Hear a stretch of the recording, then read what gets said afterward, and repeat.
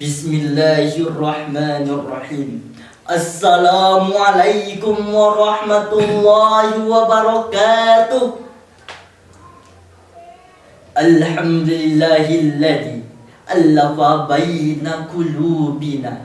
Assalatu wassalamu ala habibil mustafa wa ala alihi ahli sidqi wal wafa. Ashhadu an la ilaha illallah wahdahu la syarikalah wa ashhadu anna Muhammadan abduhu wa rasuluh sallallahu alaihi wasallam la nabiyya wa la rasula ba'da amma ba'd. Yang pertama dan yang paling utama sekali, marilah kita ucapkan kalimat puji dan syukur kita atas kehadirat Allah Subhanahu wa ta'ala, yang mana beliau telah memberikan kita begitu banyak nikmat, terutama nikmat iman dan nikmat Islam, yang sampai saat ini masih kita bersama-sama. Andaikan saja rantingan dijadikan penanya, dedaunan jadikan kertasnya, dan air lautan dijadikan sebagai tintanya, sungguh tidak akan mampu kita menghitung betapa banyak nikmat yang telah Allah berikan kepada kita.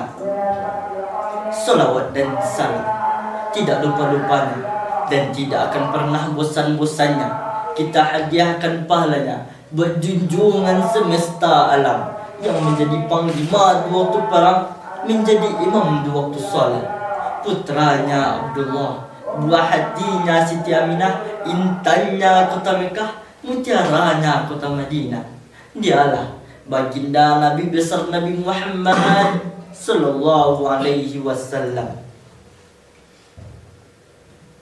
Indonesia merupakan negara dengan tingkat keberagaman yang tidak diragukan, yang memiliki berbagai suku, bahasa, bahkan budaya. Untuk lebih detailnya, Indonesia memiliki 1741 pulau yang lautnya terbentang dari Sabang sampai Merauke. Kekayaan alamnya melimpah ruah, persatuannya amat kompak dan meriah. Tapi sayangnya, sekarang ini itu semuanya tinggal angan-angan yang indah. Indonesia saat ini sedang menghadapi krisis yang sangat mengerikan.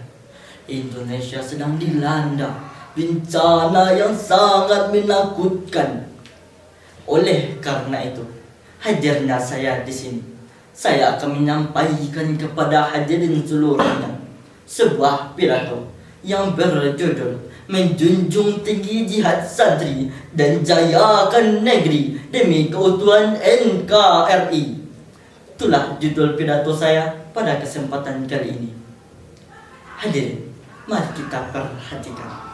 Pawang negara Republik Indonesia sedang diotak-atik oleh negara asing. Indonesia sedang diobrak-abrik oleh negara lain, yang mana pacaran sudah dianggap biasa. Mabuk-mabukan terjadi tiap sebentar saja.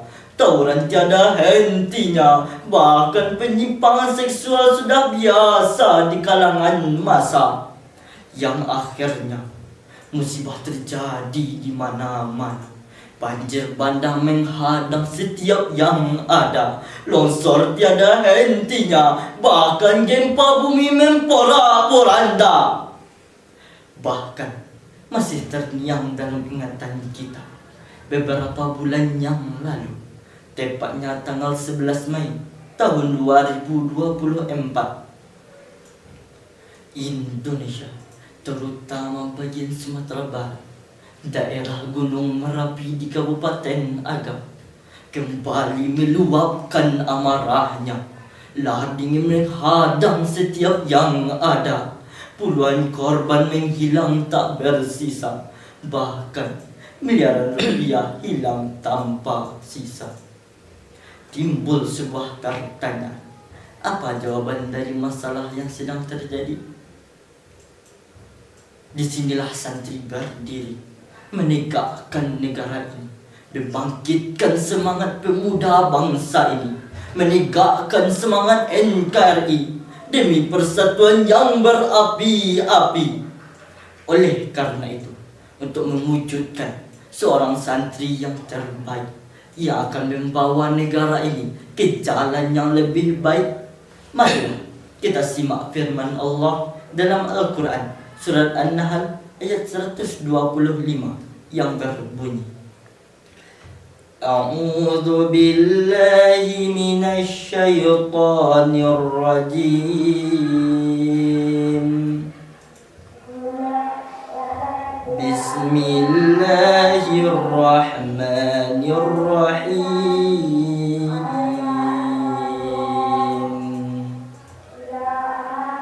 Ud'u ila sabili rabbika bil hikmati wal mau'izatil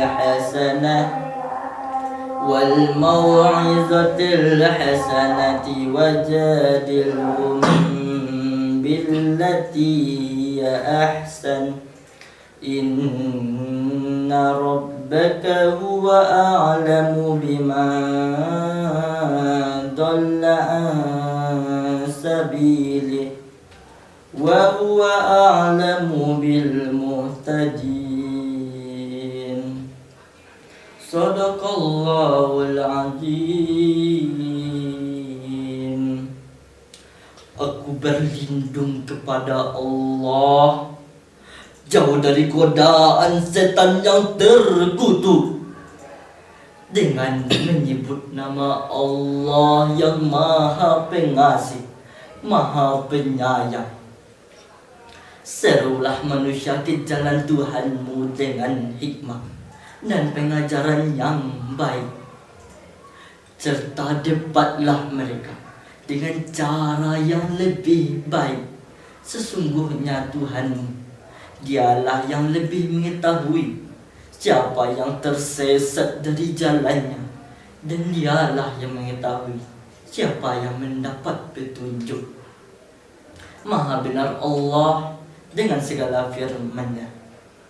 Hadirin, dari ayat di atas, Allah memberikan kita solusi atas permasalahan yang mencekam dalam hati rakyat Indonesia saat ini.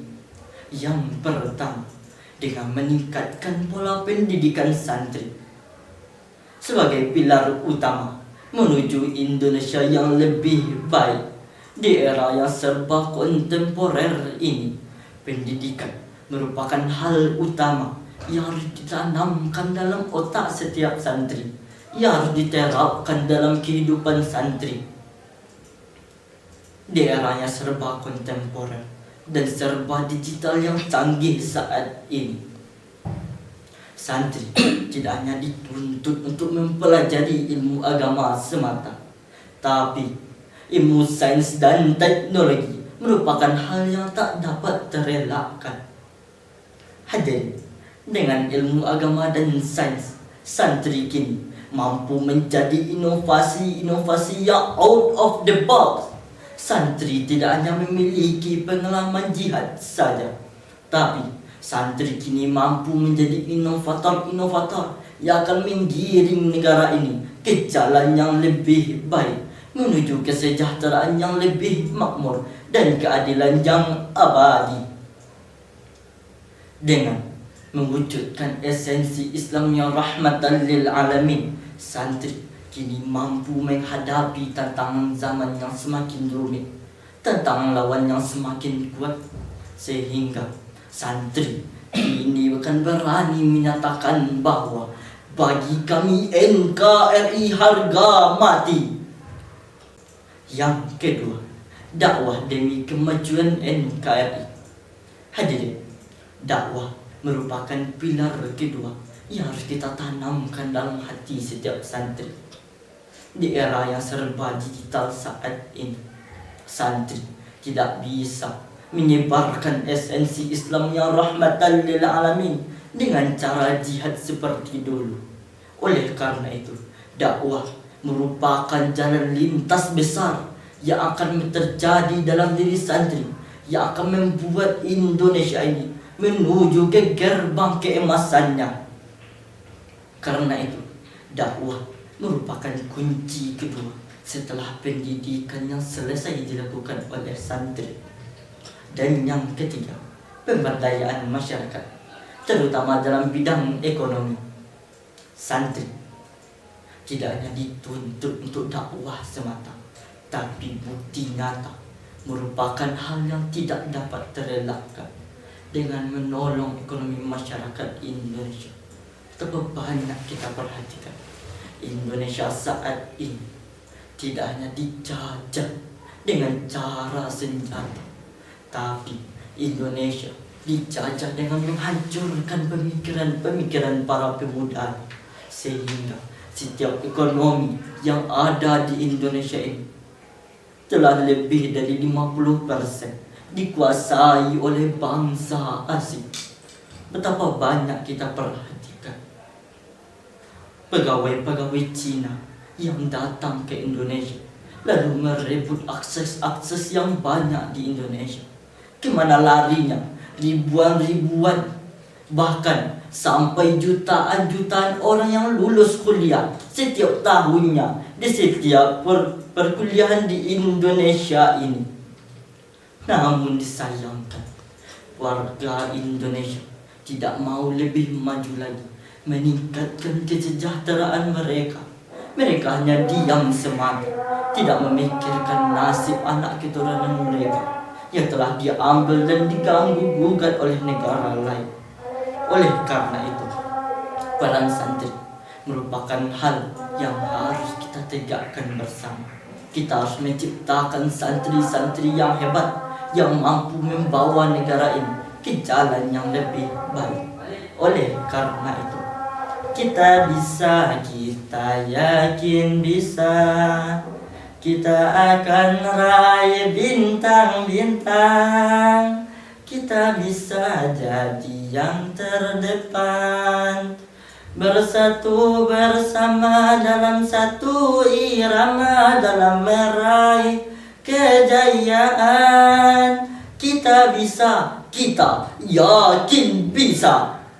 Baiklah hadirin, mungkin hanya ini yang dapat saya sampaikan dari pidato saya yang singkat tadi. Setidaknya dapat kita petik mutiara kesimpulan menjadi dua.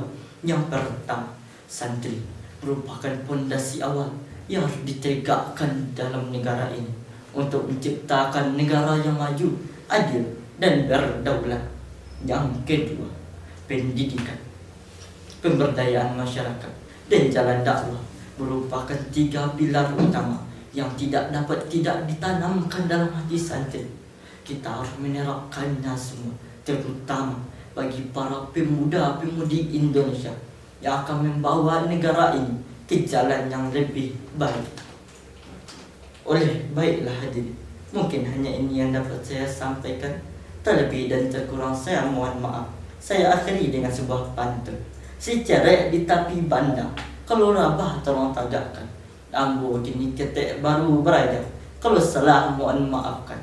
Wabillahi taufiq wal hidayah, warido wal hidayah, summa salam. Assalamualaikum warahmatullahi wabarakatuh.